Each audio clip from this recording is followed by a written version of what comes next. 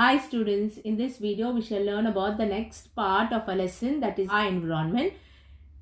In this video we shall discuss about what are the components of ecosystem, the functioning of an ecosystem and all the types of biotic components in detail. So here when I say components of ecosystem, so all the ecosystems are made up of two main components, children. That is abiotic components and biotic components. So abiotic components means non-living components and biotic components means living components. Okay children, thus we can say that an ecosystem consists of non-living environment and the living biological community. So abiotic components of an ecosystem includes all the non-living components like physical environment. So what does physical environment includes? That is soil, water and air.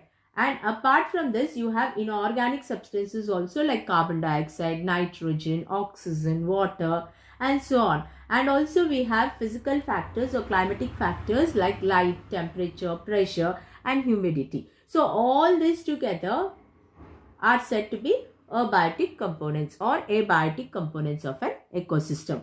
Then what about biotic components? Biotic components includes all the living components, children. So we can say plants and animals. And these plants and animals are said to be the biotic community of an ecosystem. So we can classify this biotic community into three groups, children. That is the producer organisms, or we call them as autotrophs, which can synthesize their own food.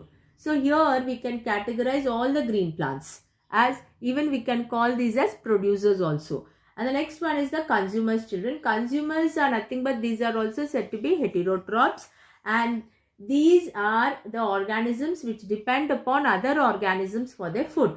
And all the animals are said to be the consumers. And next is the decomposers, which are nothing but these are also called saprotrophs, children. So what are saprotrophs or what are decomposers? So the organisms which consume the dead remains of other organisms. The dead remains of other organisms will become the food for these organisms. So we can classify some bacteria and fungi. Got it, children? Okay. The next is the functioning of an ecosystem, children. So this ecosystem is an independent unit in nature.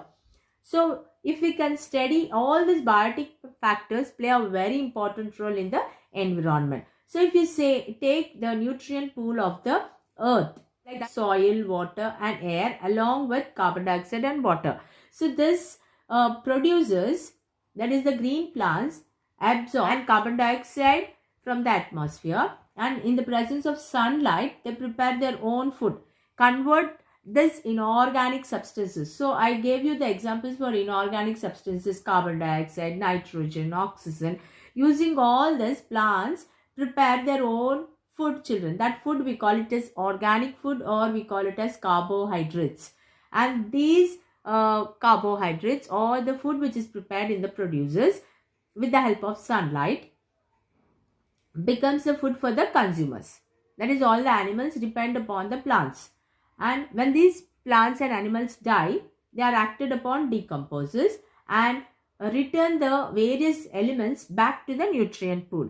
You understood, children? That is how the exchange of materials take place between living and non-living components in a cyclic manner. So this is how the functioning of all the biotic factors takes place in the ecosystem. You all understood, children?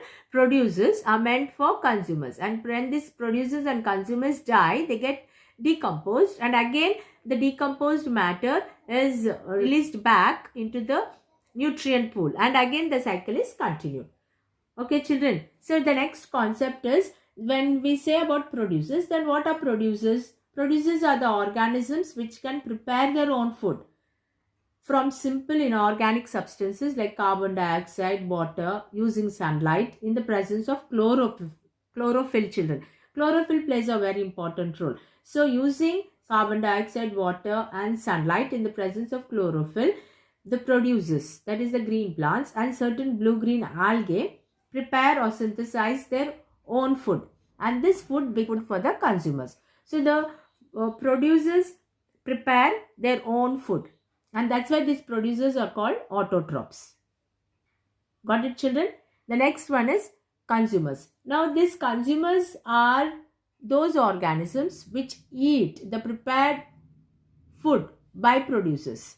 Got it, children? Consumers depend upon the producers, and that's why consumers are said to be heterotrophs.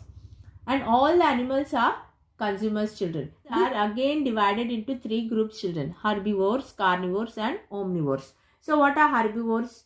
You have already learnt in your lower classes. So all the animals which depend upon only the plants and the plant products are said to be herbivores. You all know the examples, children: cow, goat, sheep. All these are said to be herbivores. And these herbivores becomes the primary consumers, children, because these depend directly on the producers. That's why these become the primary consumers. Got it, children? And the second one is carnivores. So carnivores are the organisms or the animals which eat only the other animals as food. For example, you all know lion, tiger, cheetah. All these are said to be carnivores. And these carnivores, we can have two types, children: small carnivores and large carnivores. The small carnivores which feed on herbivores or primary consumers. You have to remember, children, herbivores are said to be primary consumers. Okay, so the small carnivores which feed on herbivores or primary consumers are called secondary consumers. Got it, children? So for example, a frog, a lizard, bird, fox, etc. are said to be secondary consumers. Okay, the large carnivores, or you can say the big carnivores which feed upon the small carnivores or which feed upon secondary consumers are called tertiary consumers. Clear, children? So we have primary consumers, that is the producer, which directly depend upon the producers. Then these producers are eaten. Primary consumers are eaten by secondary consumers. Secondary consumers are eaten by tertiary consumers. So like that we have levels of consumers. And then we have omnivores, children, the last one. Omnivores are nothing but these are the organisms which eat both plant and animals. In other words, the omnivores eat food, plant food as well as meat or flesh. Examples: human beings are said to be carnivore. Dog, crow, sparrow, these are all said to be those, children. Okay. Another type of producers, children, you have to remember another type of producers and consumers which are extremely very small. You know this, children? The small producers and consumers. These are called planktons. So what are planktons, children? Planktons are very minute or microscopic organisms free floating on the surface of water in pond, lake, river or ocean. These are called planktons. Planktons are of two types, children: phytoplanktons and zooplanktons. The microscopic aquatic plants, free living plants or free floating plants on the surface of water are called phytoplanktons. Phytoplanktons are the aquatic plants, children. Aquatic plants are free floating plants. So for example, you can take algae. Algae is the best example for free floating, and these are photosynthetic in nature. The microscopic aquatic free floating animals, aquatic free floating animals on water are called zooplanktons. For example, you can take protozoans as a free floating animal. A very, very small fish is also a zooplankton, children. A small fish is also a zooplankton. Planktons float near the surface of water and provide food for many fish and other aquatic animals. Got it, children? And then we have the last one, decomposers. The biotic community, the last is the decomposers. Decomposers are the non-green microscopic organisms like bacteria and fungi, children, which are incapable of producing their food and live on dead and decaying matter.